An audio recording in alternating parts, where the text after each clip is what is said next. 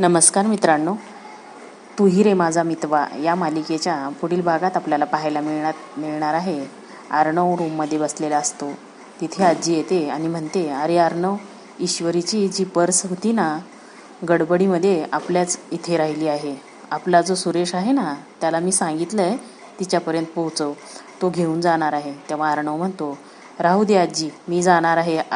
लगेच अर्णव ती पर्स घेऊन ईश्वरीच्या घरी आलेला असतो. ईश्वरी घरी नसते म्हणून तो विचारतो, ईश्वरी कुठे आहे? तर नम्रता म्हणते, ती आहे, बाहेर गेली आहे. असं बोलल्यानंतर मग अर्णव म्हणतो, ॲक्च्युली काय झालंय, गडबडीमध्ये ईश्वरीने पर्स तिकडेच विसरून आली होती, म्हणून मी ते देण्यासाठी आलो आहे. ईश्वरी इकडे राकेशसोबत बोलत बसलेली असते.